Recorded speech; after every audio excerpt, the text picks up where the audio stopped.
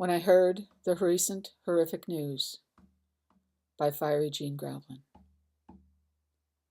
When I heard the recent horrific news, I took it directly to my hearts. I grabbed my food paints, my blueberry beet, and made a pour. On a big page, this is a big event. Wake up, Canada, I pray. Swirl and twirl, flow and shake, shake, shake, shake. I am shaking, all shook up. Oh, my mind is all in a twirl and swirl with all my racing thoughts. Thoughts, feelings, impulses, imaginings, what ifs. Thick and stuck, blueberry beet blob finally begins flowing freely, mingled with my tears, moving into yet unknown shape. Using end of brush to scrape, I attempt to alter flow. No, blueberry beet, a determined medicine, will go where they flow. They know. Quickly, I change my strategy. Now I struggle for containment. I run blueberry beet to create a box to confine flow before we go off the edge. Oh, look, 4 directions. Yes, that works. Some tenuous balance for now. Wait, confinement. That is what Indian residential schooling is all about. Severing our connection to family, community, language, culture, land. Confining, ostracizing, ridiculing, evilizing, demonizing, soaping, strapping, kneeling, bowing, obeying, stopping flow of our cultural continuity, our creativity. Civilizing, missionizing, making us Western, Christian clones. Denying, eliminating our rights to be, to believe, to belong, to become. I notice. I'm holding my breath. I breathe. Breathe again. Now, a little more settled, I peer at my image, spinning it around and around. I am a little more contained, a little less overwhelmed, a little safer within my box. I allow myself to breathe again, to sense into feelings, stored, embodied. Clench of jaw, stabbing in head, twist in gut, fear first and foremost, then waves of grief and outrage. I see all at once image captures me, clearly a self-portrait. When I heard the recent horrific news, my hair stood up on back of my neck like porcupine. A cold, fear-filled feeling edged up around my whole head, permeated every cell. Fog flooded my brain. In this moment, blueberry beet brain looks like dried blood, with dark, chunky parts, shadows. Now, my mind is blank, and then I flood in fragments, as we all do. My traumatizing years at Sacred Heart Mission School, bloody, black and blue. Stories of my mother at Duck Lake Convent, her mother at boarding school. Stories of hundreds of survivors' descendants heard at IRSS TRC hearings.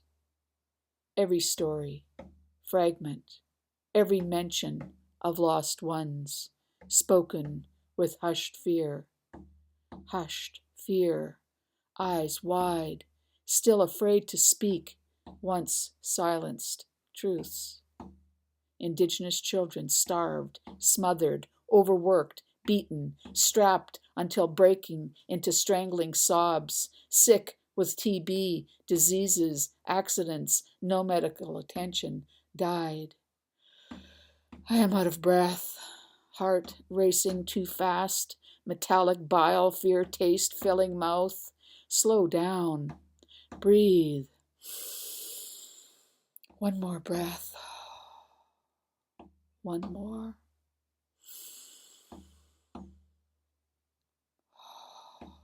Some ran away and still never returned, disappeared. Families were still hoping their babies would still show up someday, till the recent horrific news. Infants born, fathered by priests, thrown into furnaces. Some children burnt in fires, buried in walls, basements, fields, riverbanks, out back. Children buried by children, their relatives, their friends, the survivors. Now adults, whispering shameful truths, wanting forgiveness for their part, for being survivors. Sob catches in my throat, honoring our shared bundle, intergenerational guilt and shame. The lost ones were never seen again. Never ever seen again. Never spoken of again in the schools. These secret, shameful truths will continue to emerge, erupt, bubble to the surface like coffins in Denbo, Alberta. We who experienced, we who witnessed, knew. Do not disobey nuns or priests or teachers in any way. Not in any way, or you too will disappear. Poof! Cold blue tingle of old fears run up and down my spine. Hairs on arms, on neck, on head stand straight up. I embrace porcupine medicine, gentle, kind, self-protective. I am calmer now. I keep painting layers of food color, medicines, and my mind keeps incessantly worrying, swirling, wondering. These were clergy, bureaucrats. They invented paperwork, forms, and numbers. Why were no notices sent to waiting mothers, fathers, grandparents? Why were no bodies of children transported home for ceremonies? Records of letters to grieving mothers say an unwarranted expenditure. An unwarranted expenditure. Heartless, like Duncan Campbell Scott. Why were there no grave markers? No records kept? No counting? Just shame-filled secret burials, many in mass graves. IRS schools, known by children passing by as the place where dead babies live. Like Kamloops, 215 found so far. Tip of iceberg, cold blue shiver. My mind swirls and twirls with too much information. TMI. Time to take a breath. And another.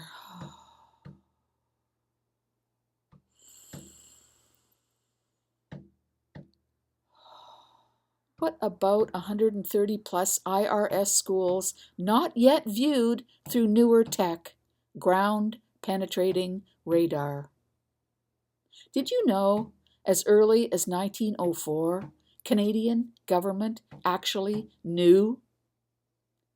Dr. Peter Henderson Bryce reported inadequate funding was causing 1 in 4 Indigenous children to die in Indian residential schools.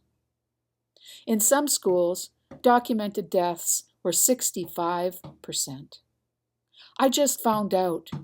In my mom's school, it was 50%. I am grateful she survived her battle with TB to birth me and 6 others. There was a lobby for abolition of residential schools. The Catholic Church successfully resisted. To this day, RCs have never apologized, never made amends for their very large part in saving our souls. Breathe. I remind myself, breathe again. I am trying to remain grounded while allowing myself to struggle with deep and dark shadow cast. I know, envision light all around me, within me. I grab my turmeric yellow. No, too bright. Daub with leftover coffee, thin with dandelion. Bitter is better. I think of beautiful, now adult daughter. I am grateful I am able to mother. I am grateful for all light-filled children in my world, our shared world. I imagine all our amazing, resilient spirits, brilliance, radiance, innocence, creative life force, intact. I daub light medicine, love and light all around. All lost children, all grieving families, all those directly and indirectly impacted by the recent horrific news.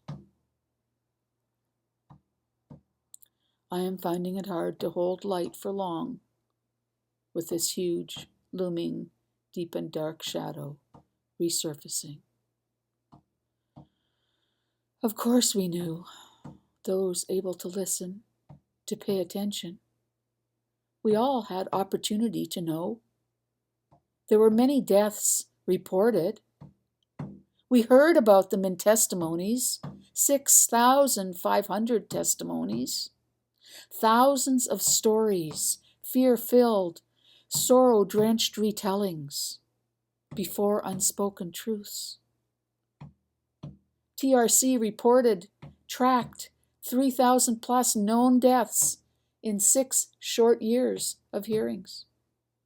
6 of the 94 calls to action called for mapping, ceremonies, markers, commemoration, protection of cemeteries and burial sites. Justice Sinclair himself guesstimated 6,000 deaths. Right now, in this moment, I can't help it. I begin to do the math. Given the 150,000 Indigenous children imprisoned in the 130 plus schools, even just counting for now schools on the TRC list, and we know many more, I do the math. 1 in 4 is more like 37,500. 37,500 Indigenous children, plus. Indigenous children who never went home, back to mother's arms, dumped unceremoniously in unmarked graves, no right to be, believe, belong, or become. Time to pause, to take a breath, to hold my heart, to focus on light, which of course quickly gives way to waves of fear, of outrage, of grief, as I acknowledge terror, horror of this violence, genocide, continuing today. I want to yell, this is not just a sad chapter in Canadian history. These realities are all still alive, reverberating in our lives today, every day. Murdered and missing Indigenous women, girls, two-spirited, escalating suicide rates, child welfare systems continuing family breakup, overpopulated correctional systems, boil water advisories, environmental racism with epic cancer fatalities, relentless extractive industries destroying, capitalizing on our sacred lands, our Mother Earth. Let's acknowledge, like gender-based violence, even recorded stats only tracked direct deaths. What happens to death tolls when we count numbers that survived and ended their lives early? From onset of diseases seeded in childhood malnutrition, in improper care for TB and other diseases, or immunization experiments, from accidents, injuries sustained in schools, from lifetimes of injurious mental health treatments, from self-medicating, self-harming, survival strategies to escape pain-filled memories, from early educational trauma, making return to school impossible, resulting in mortality from poverty, food insecurity, and homelessness. From violence once perpetrated on us and now passed on laterally, intergenerationally, now our shame, our blame. What about all who survived to never want to be Indian again? Who were afraid to live lives as Indigenous peoples, who protected children by not sharing identities, languages, ceremonies, stories. I am feeling exhausted. I need to re-energize. I reach to Grandfather Sun, Grandmother Moon, Star Nations. I reach to light, again and again encircling blue and red, coffeed, bitter yellow, bringing light to outrage, to grief, to fear, to guilt and shame, returning again and again to shadow, to light, and endless cycles, round and round, up and down, hold it all in, let it all go, let it all go. Like our ancestors before us, when we feel waves of pain, we reach for our ceremonies, our smudge, drums, pipes, songs, dances, our arts, our hearts. I remember sacred pain of Sundance. I offer this, all of this, to Creator. Sacred ash from spring ceremonies, fast fire, calls to me. I prayerfully encircle, whole edge, black ash needs onion tears. Black ash needs blue, black and blue, blue tinged everywhere, for icy cold shiver, still within. May we all let the recent horrific news in. May we all let the recent horrific news remind us that the long shadow cast by the dark chapter of Canadian history is still unfolding. Past cannot be past until trauma is released and harmony is restored. As Carolyn Bennett, current Minister of Crown Indigenous Relations, tells it, once you know the truth, you cannot unknow the truth of this. You cannot unknow the truth of this. May we all hold our hearts and surround all with love and light. For all lost ones, safe journey home to Creator. For all grieving families and communities, healing circles of comfort. May we honor traumas and strengths of all survivors and descendants. May we continuously acknowledge truths of genocide in our past and present by offering our healing arts, our hearts. We invite you, share your response arts with us. How did the recent horrific news impact you and your loved ones? Let us co-create a heartfelt community of care through an evolving installation, a memorial gallery, a public statement of our concern. May we work together for change, engaging actively in reconciliations, like lobbying Canadian government to resource all calls for action, the TRC, the Murdered and Missing Indigenous Women's Inquiry, the 60 Scoop. May we ask the Catholic Church to apologize and finally make amends. And may we educate all Canadians to wake up. Wake up, Canada. Embrace our shadow. Become lighter together.